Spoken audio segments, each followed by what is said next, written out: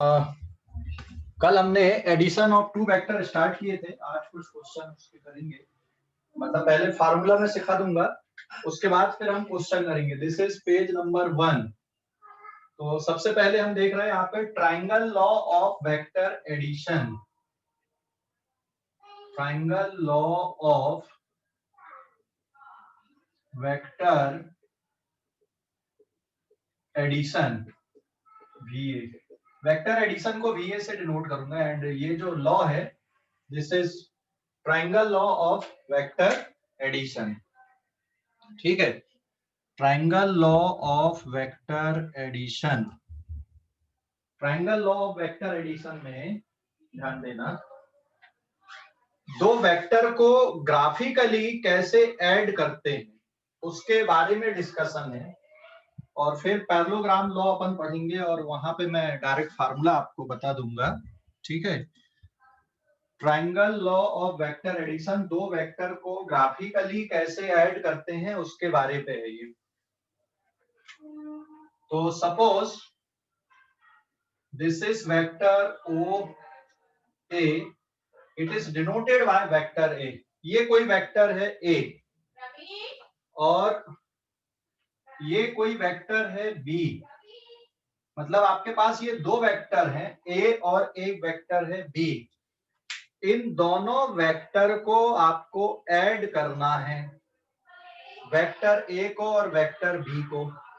क्या देखना है सर? मैं घंटे करूँगा सर, आवाज नहीं आ रही सर। क्या बेटा, आवाज आ रही है बराबर? सर री एंटर करूँ क्या बोला? हाँ ठीक है, री एंटर कर ले। तो आपको क्या देखना है, पहले वाले वेक्टर के टेल पर दूसरे वाले वेक्टर का हेड, पहले वाले वेक्टर के हेड पर दूसरे वाले वेक्टर का क्या आना चाहिए, टेल आना चाहिए। पहले वाले वेक्टर के हेड पर सर मैं भी री एंटर करके आऊँ क्या? मेरा ग्लिच हो रहा है। हाँ ठीक है बेटा, कर ले री एंटर। पहले वाले वेक्टर के हेड पे दूसरे वाले वेक्टर की टेल रखना है। तो जो रिजल्टेंट वेक्टर बनेगा, रिजल्टेंट वेक्टर ये पहले वाले के टेल से दूसरे वाले के हेड तक बनेगा। So this is the vector R here. What is vector R? Actually sir इसका उल्टा नहीं कर सकते? कैसा? यानी कि हेड को टेल की जगह पे रख के? नहीं नहीं, ऐसे ही करना पड़ता, रूल यही होता है। रूल यही है, ट्राइंगल ऑफ वेक्टर एडिशन ये रूल है, इसी तरह से ऐड करना पड़ेगा इनको आपको। ठीक है, ये यस सर। तो R वेक्टर क्या है? R is resultant vector of vector A and vector B। मतलब इसको आप ऐसा लिखोगे, वेक्टर R किसके इक्वल है? वेक्टर A प्लस B के इक्वल है। तो ये ग्राफिकल रिप्रेजेंटेशन है दो वेक्टर के एडिशन का। वेक्टर A और वेक्टर B को आपने ऐड किया, उसका रिजल्टेंट कैसे बना? उसका रिजल्टेंट बनेगा पहले वाले वेक्टर के टेल से दूसरे वाले वेक्टर के हेड तक।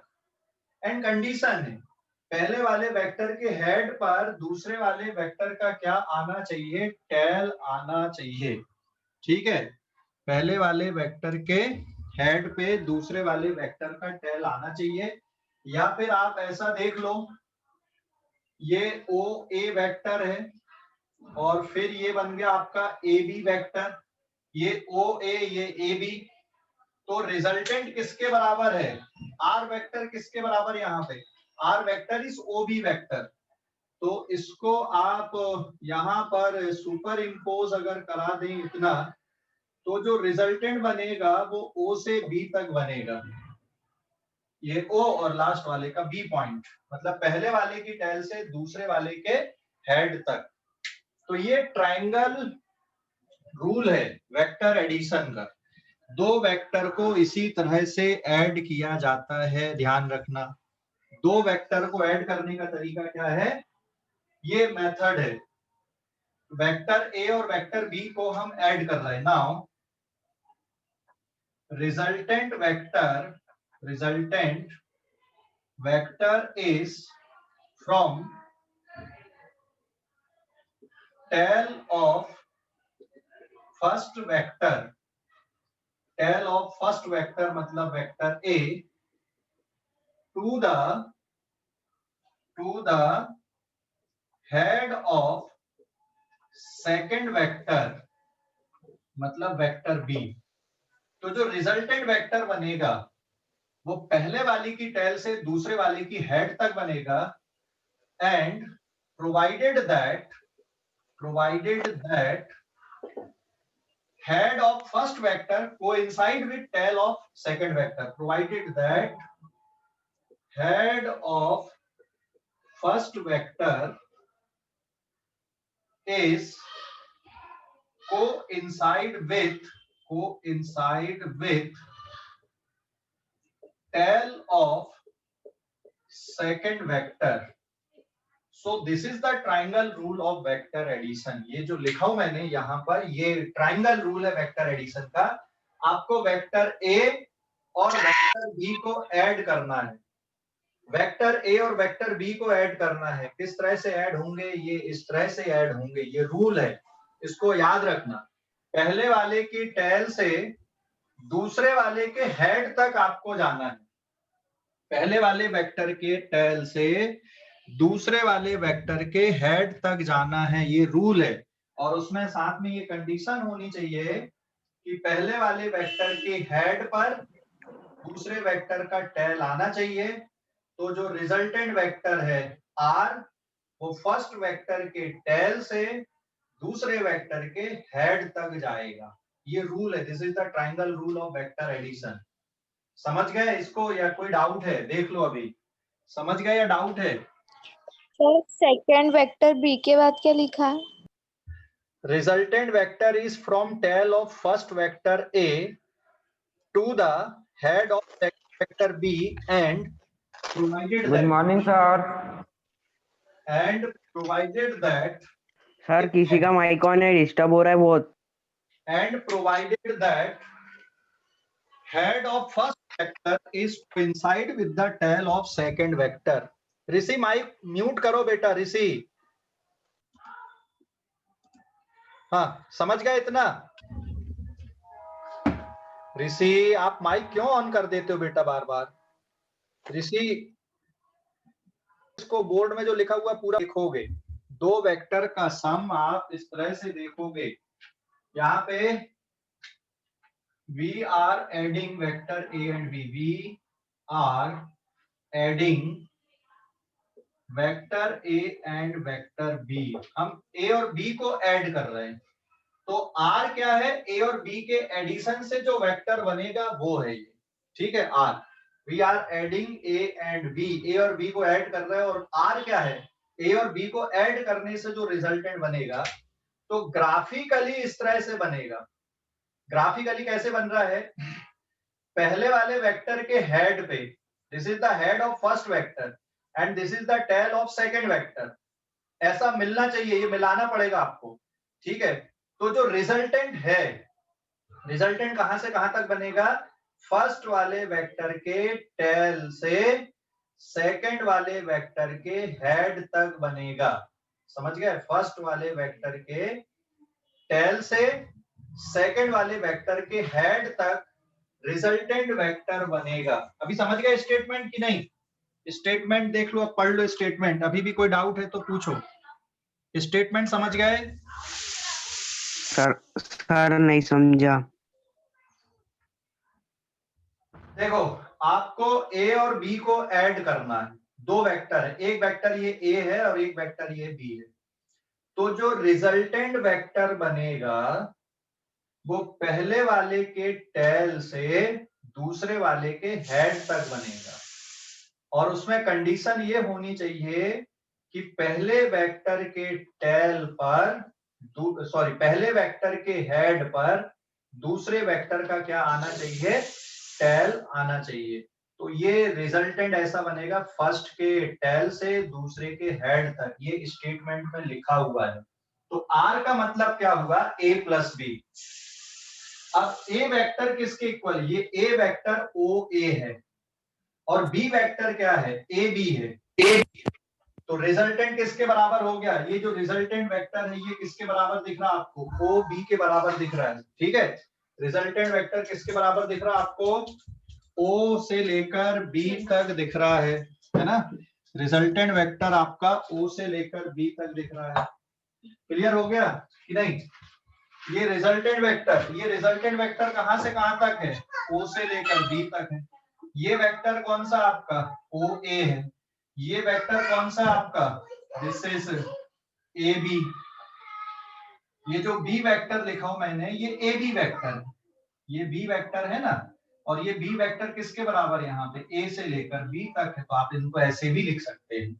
तो आप यहाँ पर ए वेक्टर और बी वेक्टर को ऐड कर रहे हो, तो ट्रायंगल लॉ, ये लॉ है, रूल है ये, मतलब ऐसा क्यों किए, नहीं ये रूल है, इस तरह से ऐड करते हैं। तो इसको आपको ध्यान रखना है। अभी समझ गए या नहीं। अब मैं कुछ और डायग्राम बना रहा हूं, तो इसके बेसिस पे आपको आंसर बताना है ट्रायंगल लॉ से वेक्टर एडिशन का। समझ गए। Hello yes sir. सर वो डॉटेड लाइंस क्या है? कौन सी डॉटेड लाइन बेटा, ये यहाँ पर। Yes sir. ये डॉटेड लाइन ये है कि ये ओ ए हो गया। देख यहाँ पे आपने क्या किया, ए वेक्टर का मतलब क्या बन गया आपका, ए वेक्टर का मतलब है ए से बी वेक्टर तक, यस और नो। और बी वेक्टर क्या, सॉरी ये ओ से ए वेक्टर है आपका, है ना। और ये कौन सा हो गया आपका, ए से बी वेक्टर बन गया। तो रिजल्टेंट यहीं से देख के पता चल रहा है। ये ओ पॉइंट क्या है, दिस इज द टेल, और ये बी पॉइंट क्या है, दूसरे वाले का हेड है ये। तो रिजल्टेंट कहां से कहां तक आएगा, पहले वाले की टेल से दूसरे वाले की हेड तक, ये रिजल्टेंट वेक्टर बनेगा, जिसको आप क्या लिखते हो, ओ बी लिखते हो। मतलब ए क्या है, what is A point here, A is the head of first vector. A head है फर्स्ट वेक्टर का, और ए क्या है, टेल है सेकंड वेक्टर का। मतलब पहले वेक्टर के हेड पे दूसरे वेक्टर का टेल आए, तो रिजल्टेंट कहां से कहां तक बनेगा आपका, फर्स्ट वाले वेक्टर के टेल से दूसरे वेक्टर के हेड तक। क्लियर हो गया अभी कि नहीं। Hello, yes sir. ओके, तो ये अच्छे से देख लो एक बार और फिर इस पेज का स्क्रीनशॉट लो। और जब तक क्लास खत्म नहीं होती, आप लोगों की आदत है भाई, कुछ बच्चे क्या होते लीव कर देते, 10-15 मिनट की क्लास बचती, पूरी क्लास करना है, बहुत इंपॉर्टेंट टॉपिक चल रहा है।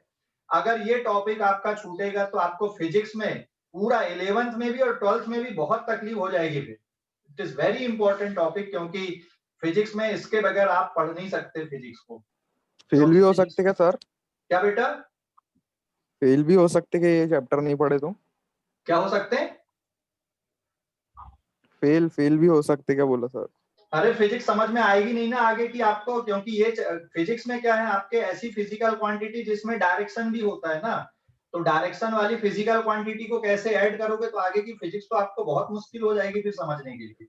इसलिए ये टॉपिक को आपको बहुत अच्छे से समझनी पड़ेगा, क्योंकि हर चैप्टर में ये यूज आएगा। जैसे आपका इंटीग्रेशन डिफरेंशिएशन हर चैप्टर में लगभग हर चैप्टर में यूज मिलेगा आपको, वैसे ये भी आपको हर चैप्टर में यूज मिलेगा। ये भी बेसिक मैथ्स का पार्ट है, बट हमको फिजिक्स में पढ़ना पड़ेगा। ठीक है, ये मैथमेटिक्स वाले जो बच्चे होते हैं ये 12th क्लास में पढ़ते हैं, वो भी एंड पे जाके वेक्टर को, लेकिन फिजिक्स में इसका अगले चैप्टर से यूज आपको दिखेगा।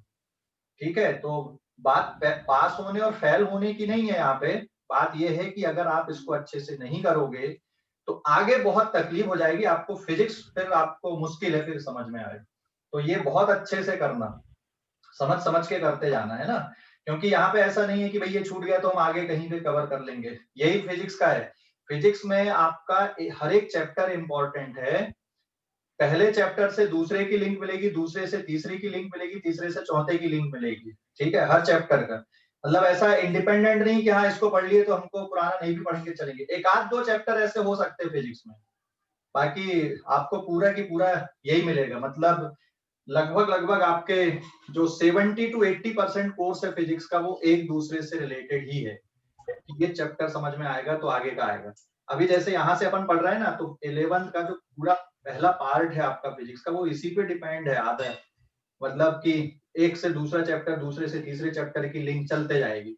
और फिजिक्स में लिमिटेड फिजिकल क्वांटिटी है, हमेशा आपको यही velocity, acceleration, displacement, force, work, energy, power, यही सब कैलकुलेशन में मिलेंगे पूरी फिजिक्स में आपको। Energy, power, force, velocity, acceleration, displacement, ठीक है, कहीं कुछ आ गया तो यही सब पूरी कहानी इसी में चलते रहेगी पूरी फिजिक्स में आपकी। थोड़ा बहुत और एक्स्ट्रा पढ़ना पड़ेगा, बट हर चैप्टर में आपको यही चीजें मिलेंगी, बट अलग अलग तरीके से मिलेंगी, ठीक है। तो बस यहाँ पे चीजें लिमिटेड है, लेकिन कॉन्सेप्ट अच्छी खासी लगती है, तो वो ध्यान रखना, तो ध्यान से समझना। ये क्लियर हो गया अभी, दो वेक्टर का एडिशन यहाँ पे कैसे किया हमने? सर मैं रीएंट्री कर रहा हूँ। सर ओके, अब आगे बढ़ते हैं। अब इस पेज का स्क्रीनशॉट लो आप लोग। सर मैं रीएंट्री कर रहा हूँ। क्या? सर मैं रीएंटर कर रहा हूँ। ठीक है, कर ले बेटा ये एंटर, माइक म्यूट रखना लेकिन। हाँ, ओके, इस पेज का स्क्रीनशॉट ले लिया आपने। अब पेज नंबर 2 पे आते हैं। मैं कुछ डायग्राम बना रहा हूँ, इसमें आपको रिजल्टेंट बताना है। कुछ डायग्राम कौन सा पेज नंबर? पेज नंबर 1 था ये पेज नंबर 1 है। अब 2 पे जा रहा हूँ, ये पेज नंबर 1 है। स्क्रीनशॉट ले लिए इस पेज का? सर इसके अगले वाले पेज से लिखे तो अच्छा रहेगा ना, याद भी रहेगा। स्क्रीनशॉट लेके कोई वो कर थोड़ा। ठीक है, तो साथ में लिख सकते हो, साथ में लिख लेना चाहिए आप लोगों को, साथ में लिख सकते हो। मैंने मना थोड़ी किया हूँ कि साथ में मत लिखा करो, वैसे भी अपन बहुत धीरे धीरे ही पढ़ रहे हैं यहाँ पे, तो साथ में भी लिख सकते हो, ऐसा कुछ नहीं है, ठीक है। साथ में भी लिख सकते हो और स्क्रीनशॉट भी ले लेना, और वीडियो भी रिकॉर्ड हो रहा है तो वो भी देख सकते हो आगे चल के, ठीक है। अब आगे बढ़ते हैं अपन पेज नंबर 2 पे। कुछ डायग्राम में बना रहा हूँ। फाइंड द रिजल्टेंट वेक्टर कैसे लिखोगे, रिजल्टेंट वेक्टर कैसे लिखोगे, उसके लिए अब कुछ डायग्राम में बना रहा हूं।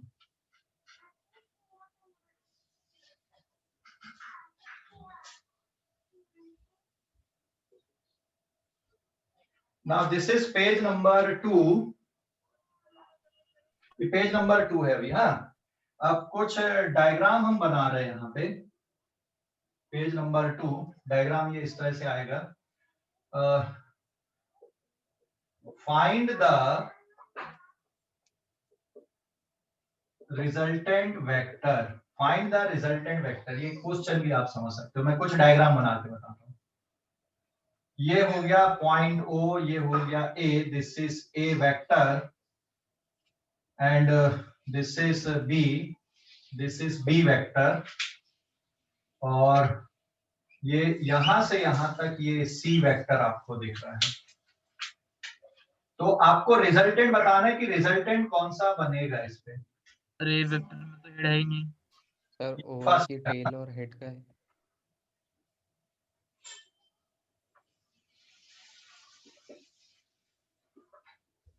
ये P वेक्टर है, ये R वेक्टर है, और ये Q वेक्टर है, ठीक है। ये दूसरा डायग्राम हो गया। ये फर्स्ट डायग्राम, ये वेक्टर C है, दिस इज फर्स्ट। हाँ बोलो सर ए वेक्टर का हेड और टेल बना ही नहीं। अच्छा, हाँ फर्स्ट वाले में ठीक है, इसका बराबर दिख रहा है। फिर ये ले लो आप,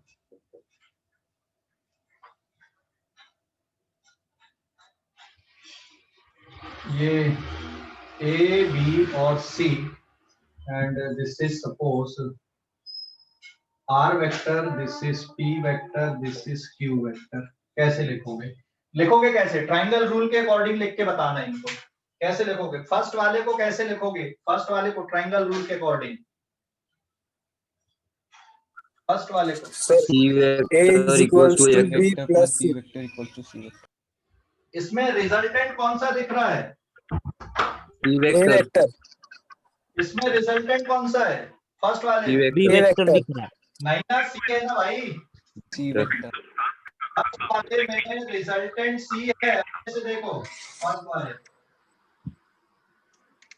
फर्स्ट वाले में रिजल्टेंट कौन सा है?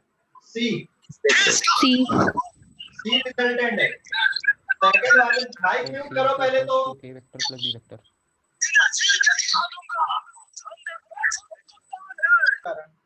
ठीक है, देखो अभी sir C vector is equals to A Okay. Vector plus B vector. First वाले में रिजल्टेंट कौन सा दिख रहा है? सी ना, ये पहले का। सी सर। ये टेल, फिर हेड, फिर ये टेल, ये टेल से लेकर हेड, तो पहले वाले में जो रिजल्टेंट आपको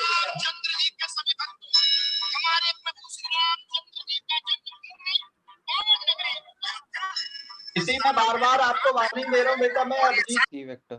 C. हाँ, पहले वाले में रिजल्टेंट सी है ना? फर्स्ट वाले But P क्यों है? फर्स्ट वाले में रिजल्टेंट सी है, तो C vector is equals to vector A plus vector B, है ना? Yes sir. ओके, फिर सेकंड वाले में रिजल्टेंट कौन सा दिख रहा है?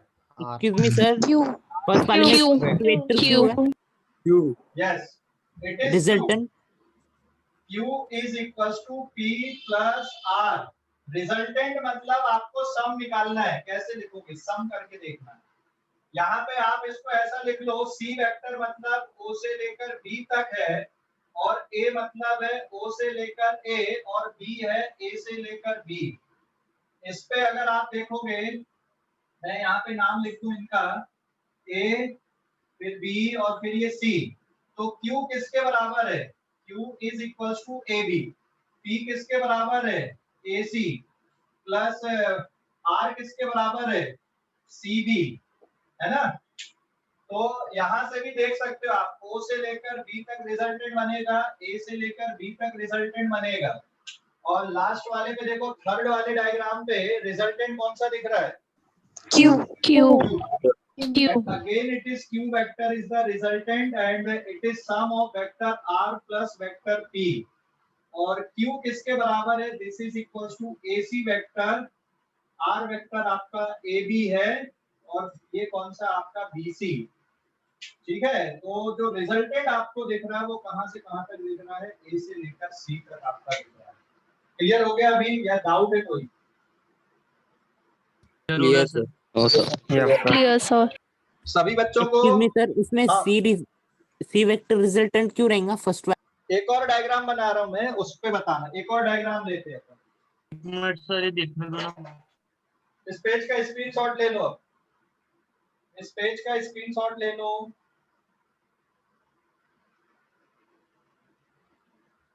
ले लिए इस पेज का Yes, screenshot? sir. Yes, sir.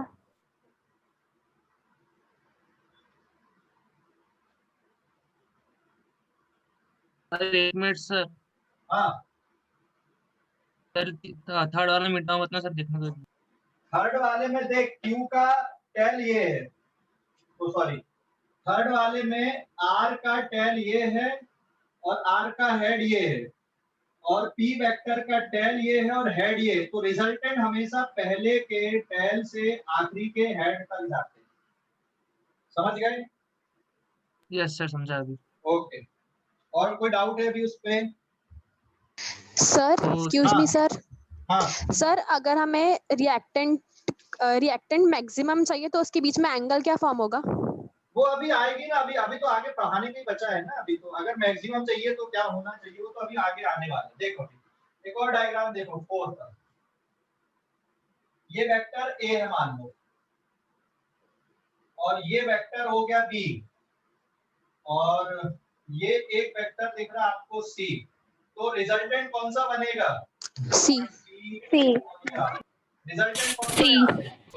C vector C. Resultant इसके सम के बराबर है, A प्लस B के सम के बराबर रहेगा। समझ गए? Yes sir. समझ गए ये डायग्राम? Yes sir. ओके, और फिर अगर मान लो एक और डायग्राम बनाता हूं मैं, एक और डायग्राम, पेज नंबर 3 है ये। Now this is page number 3 and this is point number 5. अगर मान लो ये एक वेक्टर लिए आपने इधर तक, ये O से लेकर ये A वेक्टर है A तक, और यहीं से ये वापस लौट गया ऐसा, ये पॉइंट हो गया B, this is B vector, और जो रिजल्टेंट है वो यहाँ से ये इस तरह से बन रहा है, दिस इज C। तो कैसे लिखोगे इसको? कैसे लिखोगे? C vector is equals to A plus B. Vector A plus vector B, B. है ना? तो ए और बी के बीच में कितने डिग्री का एंगल है? ए और बी के बीच में 180 डिग्री का एंगल है यहाँ पे, है ना, ए और बी के बीच यस सर। तो रिजल्टेंट सबसे छोटा बनेगा। और एक और केस ले लें, अगर मान लो ये ए वेक्टर है ओ से लेकर ए तक, और यहीं से सीधा सीधा एक और वेक्टर हो गया बी, और ये वेक्टर हो गया यहाँ पर सी। तो यहाँ पर भी देखोगे C is equal to again it is A plus B, but A और B के बीच में एंगल कितने डिग्री का है यहाँ पे? 0 डिग्री का। तो रिजल्टेंट कैसा आएगा? मैक्सिमम। तो यहाँ पर theta is equal to 180 degree, this is between vector A and vector B, है ना, 180 डिग्री बिटवीन, ये सिंबल होता है बिटवीन का vector A and vector B। So therefore C is minimum। और यहाँ पे A और B के बीच में एंगल 0 डिग्री का है, किसके बीच में? Vector B and vector A and vector B के बीच में। तो C की वैल्यू क्या मिलेगी? C is maximum. अभी समझ गए?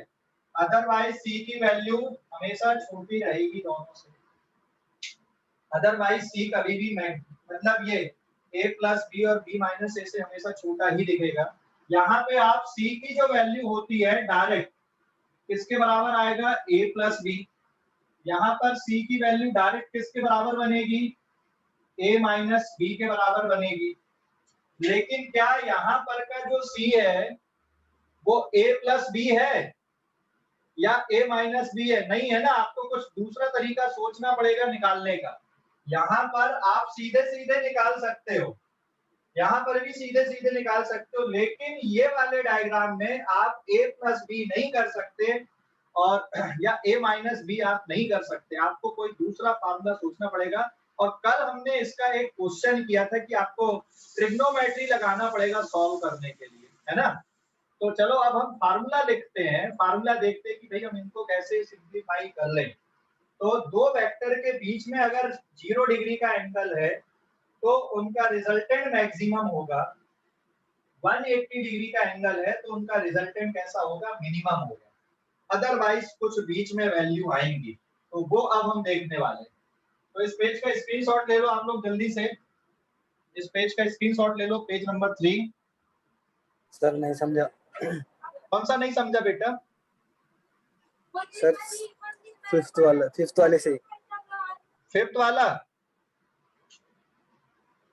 फिफ्थ वाले में देख O से लेकर A तक गए और वहीं से वापस लौटकर B तक आ गए, तो जो रिजल्टेंट है वो कहां से कहां तक बनेगा? O से B तक बनेगा ना, रिजल्टेंट मतलब C वेक्टर। तो वो एंगल नहीं समझा, theta is equal to 180 degree. क्या थीटा? वो एंगल नहीं समझा कैसे लिए। अच्छा एंगल बस नहीं समझा है ना, ठीक है। देख एंगल के लिए, हाँ एंगल के लिए देख, अगर मान लो एक वेक्टर ये है और दूसरा वेक्टर ये इस तरह से दिया हुआ है, तो एंगल कितने डिग्री का दोनों के बीच में? 0 या 180? 180। हाँ 180 डिग्री का एंगल होता है, एक दूसरे के अपोजिट हो गए। या फिर डायग्राम ऐसा बना हुआ है तब भी एंगल कितने का रहेगा? 180 का। आप ऐसा डायग्राम बनाओ या इस तरह से बनाओ, कोई फर्क नहीं पड़ेगा। समझ गए? अरे समझ गए नहीं? ये समझ गए। ओके, और कोई डाउट अभी? सर वो मिनिमम मैक्सिमम नहीं समझा। मिनिमम और मैक्सिमम मतलब उसकी जो वैल्यू आएगी C की, अगर 0 डिग्री का एंगल रहेगा तो C की जो वैल्यू है सम करने पे वो सबसे ज्यादा आपको इसी केस में मिलेगी। इसको आप नंबर रख देते हैं। मान लो ये वाली वैल्यू कितना है? 4 मीटर है और ये वाली वैल्यू सपोज 8 मीटर है, तो C की वैल्यू क्या 4 प्लस 8 होगा? क्या यहाँ पर C is equal to 4 plus 8? नहीं होगा ना। और मान लो A की वैल्यू यहाँ पर ये 8 मीटर है और ये 4 मीटर है, तो C की वैल्यू कितनी मिलेगी? 8 माइनस 4 इज इक्वल टू 4 मिलेगा C की वैल्यू। और ये मान लो कितना है यहाँ पर? दिस इज 3 मीटर और ये सपोज कितने मीटर ले लूं मैं इसको? 2 मीटर ले लूं, तो ये कितना मिलेगा यहाँ पर आपको? कितना मिलेगा? 3 प्लस 2 इक्वल टू 5 मीटर। तो सीधे ऐड कर रहा है, यहाँ सब्ट्रैक्ट कर रहा है, लेकिन यहाँ पे 4 + 8 आप सीधे सीधे ऐड नहीं कर सकते, इसके लिए आपको फार्मूले पे जाना पड़ेगा। क्लियर हो गया कि नहीं? हेलो, अरे सर क्लियर हो? हाँ बोलो। वो c equals to a minus B और मैक्सिमम में c equals to a plus B कैसे आया? अगर एंगल 0 डिग्री का है तो रिजल्टेंट सीधा सीधा दिख रहा है ना बेटा, O से B तक ही जाओगे ना सीधे, मतलब सीधा सीधा ऐड करना है। और फिफ्थ वाले में जब 180 डिग्री का एंगल है तो आप O से A तक चले गए और A से वापस B तक आ गए, तो डिस्प्लेसमेंट कितना दिख रहा है? चल डिस्प्लेसमेंट के हिसाब से भी सोच लो आप O से A तक सीधा सीधा 8 मीटर चले, पीछे मुड़ गए, फिर 4 मीटर चल के आ गए, तो आपका रिजल्टेंट डिस्प्लेसमेंट कितना दिखेगा? समझ गए अभी? Yes sir. समझ गए क्या बोला मैंने? हाँ सर, डिस्प्लेसमेंट। हाँ, डिस्प्लेसमेंट के हिसाब से भी सोच लो यहाँ पे डायरेक्ट आप। बट फिजिक्स में सिर्फ डिस्प्लेसमेंट अकेली क्वांटिटी नहीं होती ना, और भी होती ना, तो हर कहीं इसी तरह से रूल लगेंगे इनके, ठीक है? इसी तरह से हर कहीं पे रूल लगेंगे, फिजिक्स में सिर्फ डिस्प्लेसमेंट नहीं होता है। सर ते फोर वाले वेक्टर में क्वेश्चन में ये नॉट इक्वल्स टू कैसे आया सर? क्योंकि 4 + 8 तो डिस्टेंस होता है, c की वैल्यू क्या 12 मिलेगी तुमको, देखने पे डायग्राम भी देखने पे समझ में आ रहा है 12 आएगी क्या? हाँ नहीं है ना? कुछ और आएगी ना? Okay sir. ओके, तो अब मैं फार्मूला बता रहा हूँ, अभी इस पेज का स्क्रीनशॉट ले लो जल्दी से, अब फार्मूला बता रहा हूँ मैं, ठीक है? ले लिए स्क्रीनशॉट इस पेज का? इस पेज का स्क्रीनशॉट ले लिए? Yes sir. Yes sir. Then page number 4, अब फार्मूला निकालते हैं अपन। अगर 180 डिग्री का एंगल है तो डायरेक्ट वैल्यू निकाल लो, 0 डिग्री का तो डायरेक्ट निकाल लो। लेकिन अगर ऐसा केस है तो आप डायरेक्ट वैल्यू नहीं फाइंड आउट कर सकते, इसके लिए अब हमको कुछ फार्मूला देखना पड़ेगा। तो अब हम निकाल रहे हैं यहाँ पे magnitude of resultant. Magnitude of resultant कैसे फाइंड आउट करेंगे, ठीक है? मैग्नीट्यूड ऑफ रिजल्टेंट कैसे फाइंड आउट करेंगे वो देख रहे हैं। पेज नंबर 4,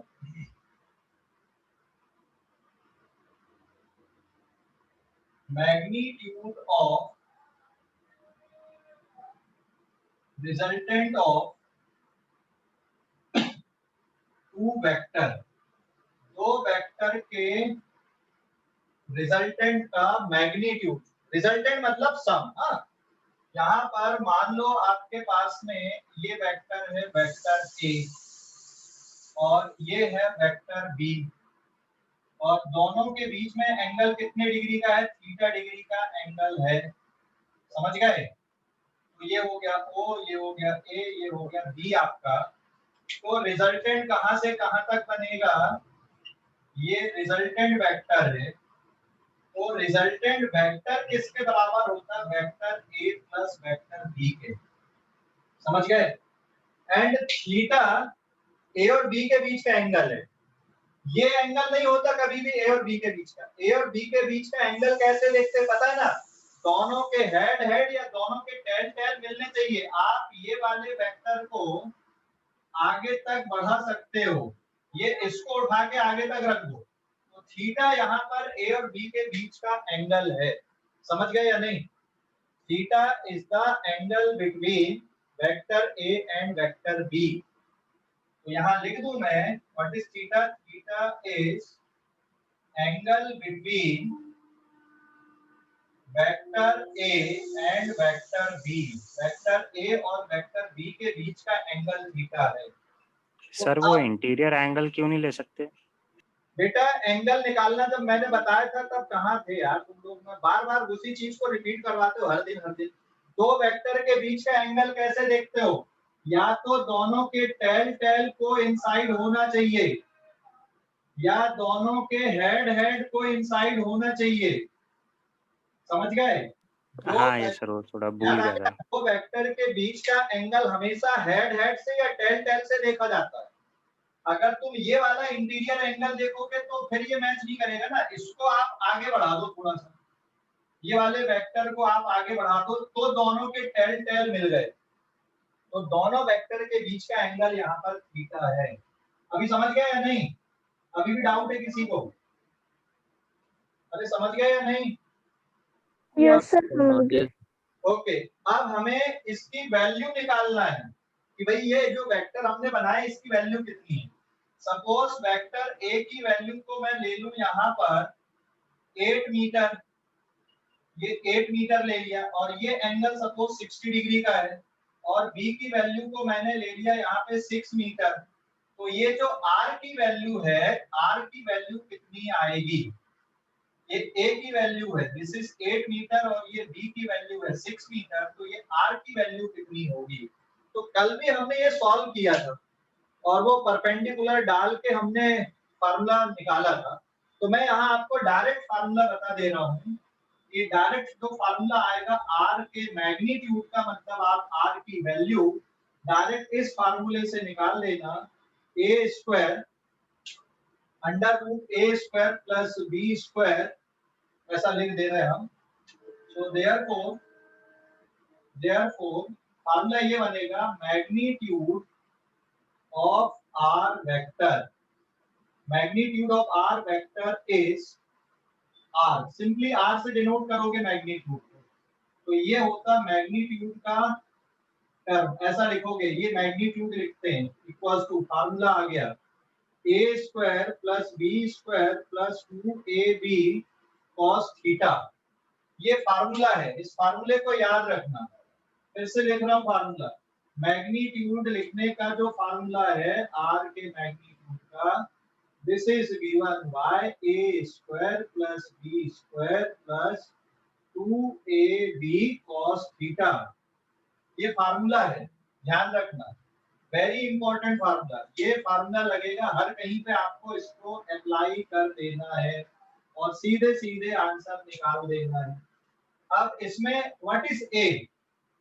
ए क्या है? ए इज मैग्नीट्यूड ऑफ ए, कितना है 8 मीटर यहाँ पर, एंड वेक्टर बी का मैग्नीट्यूड जिसको आपने बी लिखा, ये कितने मीटर है? 6 मीटर।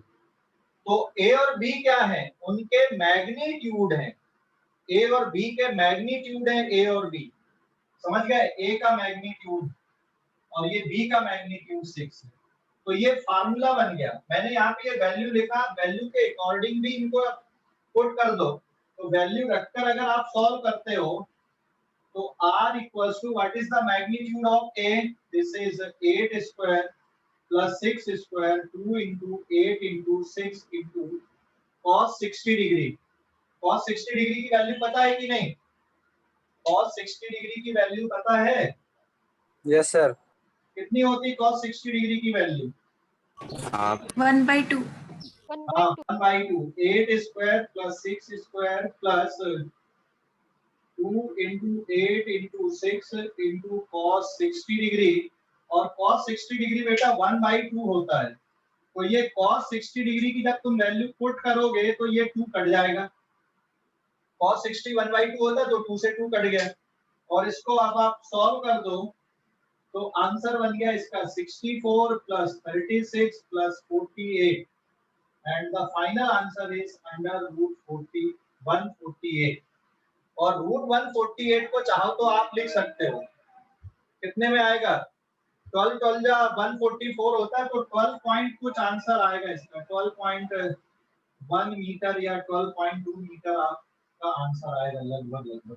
समझ गए या नहीं? अरे समझ गए या नहीं? Yes sir. हाँ, ये डायरेक्ट निकाल लिया आपने फार्मूला। जो कल हम पढ़ रहे थे कि वो बनाओ और ये सब करने की जरूरत नहीं है, हालांकि ये फार्मूला आया वहीं से। अभी मैं प्रूफ बता रहा हूँ इस फार्मूले का, इस फार्मूले का प्रूफ बता रहा हूँ, ठीक है? ये फार्मूला कैसे बना है, कल जो पढ़े थे हमने उसी से ये फार्मूला डिराइव हुआ है। कल हमने जो पढ़ा था उसी से ये फार्मूला डिराइव हुआ है। अब इसका प्रूफ मैं यहाँ पे दोबारा बताने वाला हूँ, ठीक है? प्रूफ बता देता हूँ ये फार्मूला कैसे बना। और ये जो एंगल बन रहा है यहाँ पर का, देखो रिजल्टेंट का ए के साथ में जो एंगल बन रहा है ये अल्फा डिग्री का। ये ए की वैल्यू कितनी है यहाँ पे? ए का मैग्नीट्यूड है 8 मीटर। ये जो अल्फा डिग्री का एंगल बन रहा है इसको भी आप डायरेक्ट कैलकुलेट कर सकते हो। tan alpha is equals to, पहले लिखो आप sine theta upon cos theta. Alpha A के साथ एंगल है तो पहले आप यहाँ पर b का मैग्नीट्यूड लिखो और डिनोमिनेटर में आप a को ऐड कर दो, तो ये एंगल आप निकाल सकते हो कि रिजल्टेंट का एंगल कैसे निकलेगा, वो इस फार्मूले से निकलेगा। इस फार्मूले से रिजल्टेंट का एंगल निकलेगा। अभी अपन इसको प्रूफ कर रहे हैं कि ये फार्मूला आया कैसे, इसको प्रूफ करने वाले। ठीक है, समझ गए इतना या नहीं? अरे समझ गए या नहीं? प्रूफ बता देता हूँ। ठीक है, देखो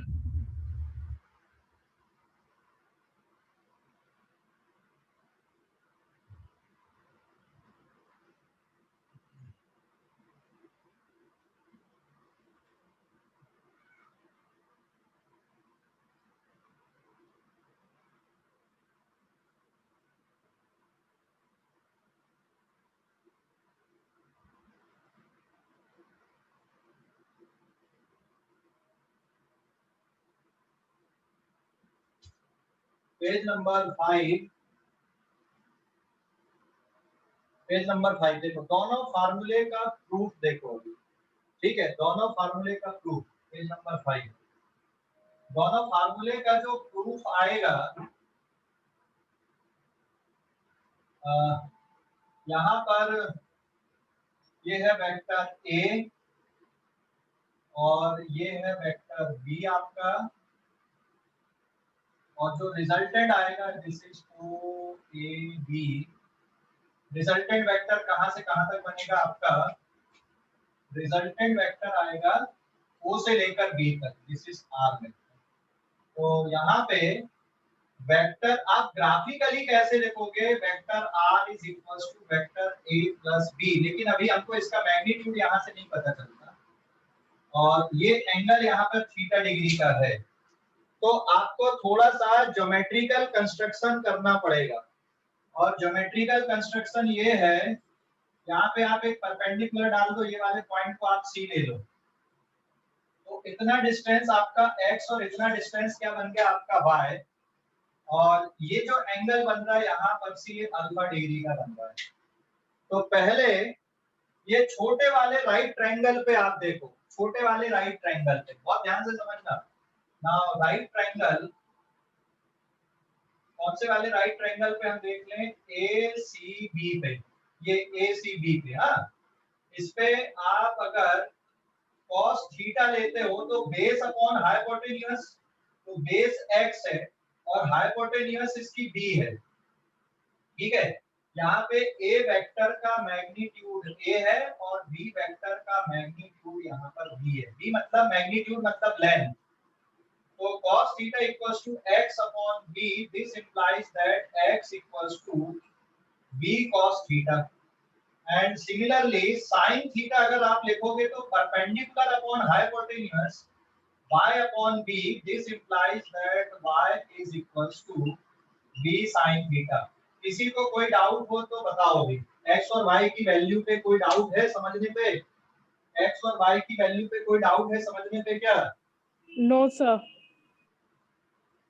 अब हम बड़े वाले ट्रायंगल को देख ले रहे हैं, बड़े वाले राइट ट्रायंगल को। नाउ राइट ट्रायंगल अब हम ले रहे हैं OCB। OCB, तो यहाँ पे यूजिंग पाइथागोरस थ्योरम, अगर आप पाइथागोरस थ्योरम लगाओगे तो बेटा OB का square is equals to OC का स्क्वायर प्लस CB का स्क्वायर। हाँ या ना? इस ट्रायंगल पे देखो, बड़े वाले राइट ट्रायंगल पे। Yes sir. है ना? पाइथागोरस थ्योरम लगा दिए। अब वैल्यू पुट कर दो, वैल्यू पुट कर दो। ये एक्चुअल में जो a वेक्टर है आपका, वो भी वेक्टर, यहाँ पे r वेक्टर का मैग्नीट्यूड कितना है? This is r। तो OB मतलब r है, this is r square. OC मतलब इन दोनों का सम, OA प्लस AC, तो आप इसको a प्लस x लिख दो, a प्लस x का स्क्वायर और ये y का स्क्वायर। लिख सकते हो या नहीं? ध्यान देना ये स्टेप। हेलो, अरे ये स्टेप समझ गए?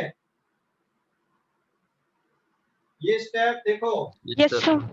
OB R के बराबर है, लेंथ OB की लेंथ R है, ये वेक्टर है, वेक्टर में डायरेक्शन भी आता है, लेंथ के साथ डायरेक्शन भी आता है, मतलब उसके मैग्नीट्यूड के साथ उसका डायरेक्शन भी आता है। तो ये जो नोटेशन होती है वेक्टर की होती है, और सिंपल R अकेला लिख दिए तो वो उसकी लेंथ बताता है, उसका मैग्नीट्यूड बताता है, ठीक है। एंड देन अब इसको सॉल्व कर लोगे तो ये बन जाएगा a square plus X square 2ax plus Y square, हाँ या ना? अरे ये समझ गए स्टेप की नहीं? Yes sir sir. समझ ओके, अब वैल्यू पुट कर दो, a square plus X square की जगह पे आप क्या लिख सकते हो, that is b cos theta का square plus 2a into b cos theta plus y की जगह पे आप लिख सकते हो b sin थीटा का होल स्क्वायर। ये स्टेप भी देखो अभी, समझ गए या नहीं? x की जगह पे b cos थीटा और y की जगह पे b sin थीटा, देख लो x की जगह पे b cos थीटा और y की जगह पे b sin थीटा, समझ गए? Yes, sir.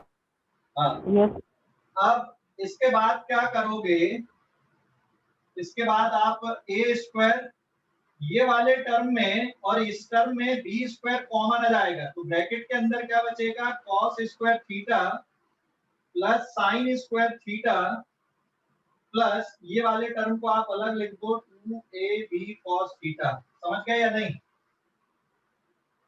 ये वाली स्टेप देखो, लास्ट वाली step, Yes, sir. b square को बाहर निकाल दो, cos square theta plus sin square theta लिख सकते हो, और cos square theta plus sin square theta 1 होता है, so therefore r square is equals to a square plus b square plus ये वाला जो टर्म आ गया आपका 2ab cos theta, so therefore resultant का मैग्नीट्यूड का फार्मूला बन गया आपका रूट के अंदर a square plus b square plus 2ab cos theta. देख लो, कल भी मैंने इसी तरह से सॉल्व किया था, लेकिन आज हमने वो फार्मूले को डिराइव कर दिए, फार्मूला बना दिए। देख लो अच्छे से, कैलकुलेशन देख लो, कोई डाउट है तो पूछो। पूरा देखो, बड़े वाले राइट ट्रायंगल OCB से। सर वो cos square plus sin square वो का गया? हाँ, किसने पूछा था ये? हेलो मिताली, वो मैंने पूछा। अश्लेषा ने पूछा था, cos square theta plus sin square theta कहाँ चले गए भाई, कौन बताएगा? Sir, 1 हो sin जाता square theta plus cos square theta 1 होता होती है। है, 10th में ट्रिग्नोमेट्री पढ़े थे अश्लेषा? हाँ सर समझ गया। समझ गया, वेरी गुड, कोई बात नहीं, छोटे छोटे देश में बड़ी बड़ी बातें हो जाती। सर इंडिया बहुत बड़ा है। क्या? सर इंडिया बहुत बड़ा है। हाँ, सर आपने डायलॉग उल्टा बोला। उल्टा बोला क्या? ठीक है भाई, ये समझ गया, पूरा फार्मूला देख लो अभी अच्छे से, देखो पूरा कैलकुलेशन अच्छे से देखो। कोई डाउट है अभी भी? No sir. स्क्रीनशॉट ले लो अब इस पेज का, किसी को भी नहीं है ना डाउट? tan अल्फा वाला फार्मूला लिख रहा हूँ मैं।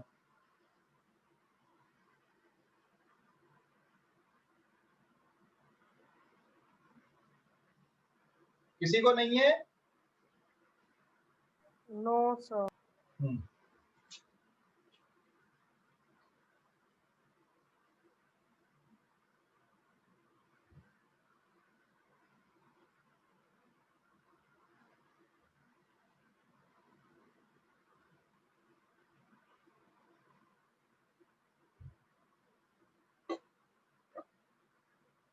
हो गया ना? हेलो, हो गया ये? Yes sir. यस सर हो गया। ठीक है, चलो अब tan अल्फा निकाल लो, यहीं से देखो tan अल्फा यहीं से निकल जाएगा, बहुत आसान है। ये वाला एंगल बताओ कैसे निकालोगे, ये एंगल कैसे निकालोगे, पेज नंबर 6।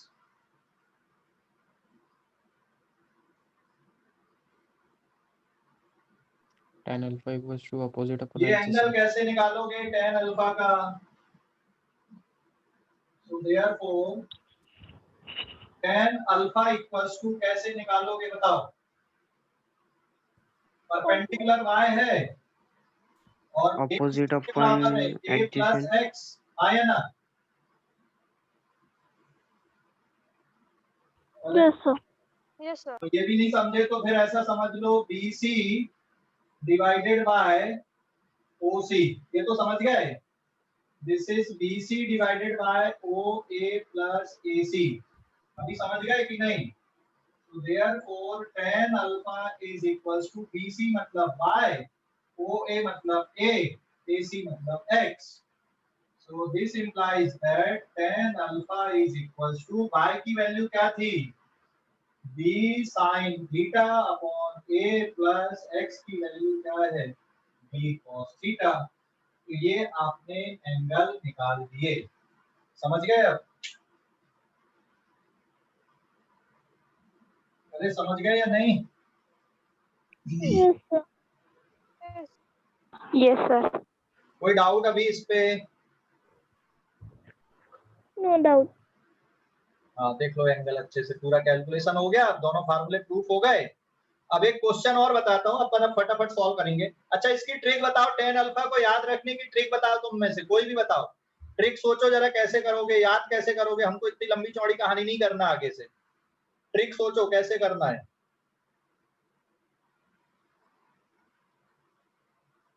ट्रिक सोचो, tan अल्फा की ट्रिक सोचो कैसे करोगे। ट्रिक सोचना कि आप कैसे याद रख सकते हो इसको। चलो मैं बताता हूँ।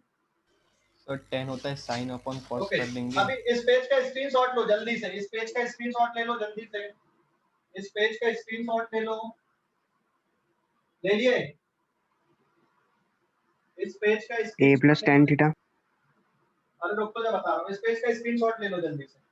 ओ भाई इसको अलग अलग नहीं कर सकते, अपने दिमाग मत लगाना यहाँ पे ऐसा कि 1 upon a plus tan theta, ये गलत है, ऐसा थोड़ी होता है।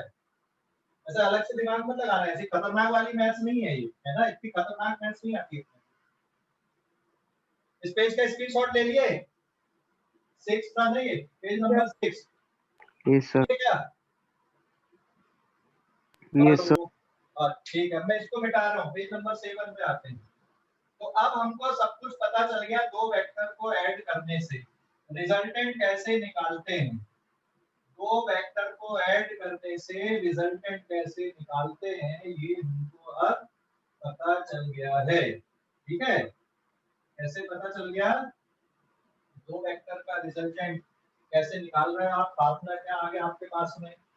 ये तो सिर्फ दो वेक्टर के एडिशन का है, आप सीधे सीधे ट्रायंगल रूल लगाकर सॉल्व कर सकते हैं।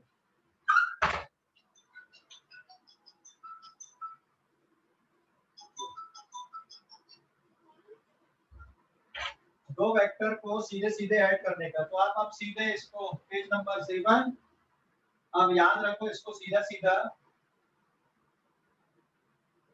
नोट।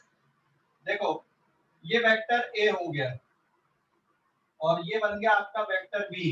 इनके बीच में एंगल कितने का दिख रहा है आपको? थीटा डिग्री का दिख रहा है? हेलो, अरे थीटा डिग्री का दिख रहा है? ओके, अब इस डायग्राम को आप ऐसा भी बना सकते हो, ये वेक्टर ए है और इसको उठा के यहाँ पर रख दो, ये डायग्राम ऐसा बन जाएगा कि नहीं बनेगा? बन जाएगा सर। बन जाएगा। इसको उठा के ऐसा रख दिए तो रिजल्टेंट कहां से कहां तक बनेगा? आपका रिजल्टेंट आएगा ये आर, है ना? समझ गए या नहीं? अच्छा समझ गए? बनेगा ए और बी के बीच में थीटा डिग्री का एंगल है, ध्यान रखना। तो अब आप डायरेक्ट इसके आंसर बता सकते हो।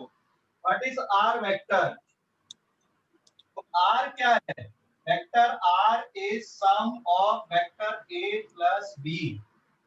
आर का मैग्नीट्यूड क्या है? आर का मैग्नीट्यूड आएगा under root A square plus B square plus A B cos theta, और ये एंगल बन रहा है यहाँ पर का अल्फा। तो तीसरा point, what is tan alpha here? Direct trick, B alpha A के साथ एंगल है तो आपको लिखना है B sin theta upon B cos theta plus A. समझ गए? तो जब आप दो वेक्टर को ऐड करते हो तो आपको ये भी निकालना पड़ता है और ये भी निकालना पड़ता है। ये तो वैसे ही है, मतलब डायग्राम। वैल्यू अगर आपको फाइंड करनी है तो आपको ये फार्मूला लगाना पड़ेगा। देखो वेक्टर का मतलब क्या होता है, उसमें मैग्नीट्यूड भी होता है और डायरेक्शन भी होता है। तो बेटा आर भी एक वेक्टर है, उसका मैग्नीट्यूड भी निकालना पड़ेगा और डायरेक्शन भी निकालना पड़ेगा। ठीक है। And what is A here, where मैं यहाँ पे लिख दूं, आर का मतलब क्या है, it is magnitude of R. A का मतलब क्या है, magnitude of A. And B का मतलब क्या है, मैग्नीट्यूड ऑफ बी। तो आगे से ध्यान रखो, बस यही फार्मूले आपको दो वेक्टर के एडिशन के लिए लगेंगे। समझ गए? हेलो, समझ गए या नहीं? Sir yes sir. सर मतलब वो जो आर मैग्नीट्यूड है वो मतलब आर वेक्टर का मैग्नीट्यूड है आर, और हाँ, tan थीटा आर उसका डायरेक्शन है। हाँ, और वो सिंबल लिखा वेक्टर आर, मतलब आप ए और बी को ऐड कर रहे हो वेक्टर मेथड से। तो यहाँ पे आप लोग क्या करते हैं ना, मतलब हम लोग गड़बड़ ये करते हैं कि अभी तक हमने सिंपल वाला अलजेब्रा पढ़े, सिंपल वाले अलजेब्रा में a प्लस बी, और फिर ये कहाँ से आ गया सर? नहीं, सिंपल अलजेब्रा अलग होता है, ये वेक्टर अलजेब्रा है। माइक करो। सिंपल अलजेब्रा अलग होता है, ये वेक्टर अलजेब्रा है। तो वेक्टर फॉर्म पे जब आप लिख रहे हैं तो a प्लस बी लिखोगे, लेकिन उसका रिजल्टेंट का मैग्नीट्यूड अगर आपको चाहिए तो ये फार्मूला आपको लगाना पड़ेगा। रिजल्टेंट के मैग्नीट्यूड को निकालने के लिए इस तरह से फार्मूला लगाना पड़ेगा। और रिजल्टेंट का एंगल, एंगल मतलब किसके साथ में, ए के साथ में कितने डिग्री का एंगल बन रहा है, तो वो फाइंड आउट करना है। तो tan alpha equals to b sin theta upon a plus b cos theta करना पड़ता है। समझ गए आप? अरे समझ गए या नहीं? Yes sir. समझ गया सर।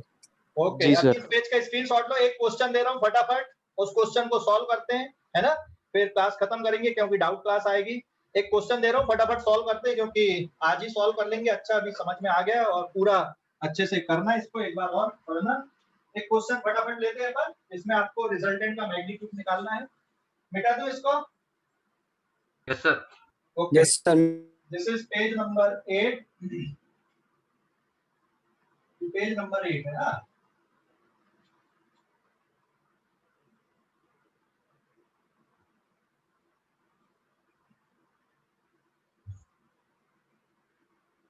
एक क्वेश्चन हम देख रहे हैं इससे रिलेटेड, फटाफट देखते हैं। नाउ टू फोर्स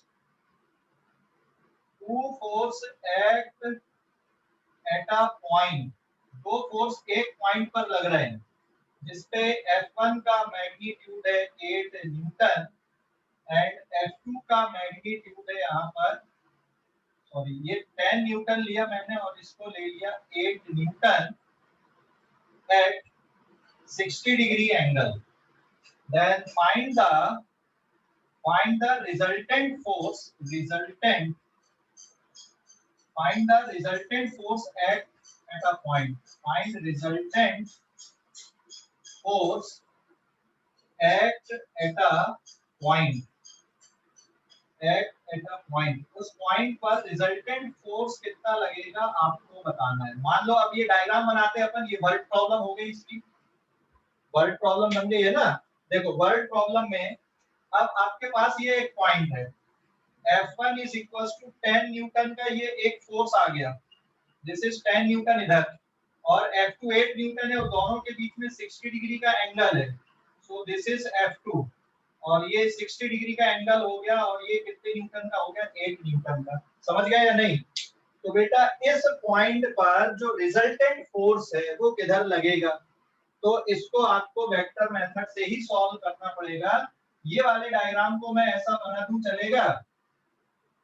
ये पॉइंट हो गया आपका O, दिस इज F1, ये A, ये हो गया आपका 10 न्यूटन, और ये बन गया इधर पे आपका F2, मतलब एंगल 60 डिग्री। समझ गए या नहीं?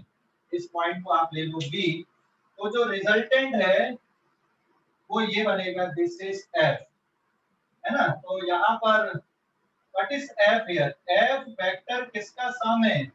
F1 प्लस F2 वेक्टर का सम है। अब आपको इस F की वैल्यू निकालना है कि भाई ये है कितना, इसकी टोटल वैल्यू कितनी है। समझ गए या नहीं? एफ की वैल्यू कितनी है?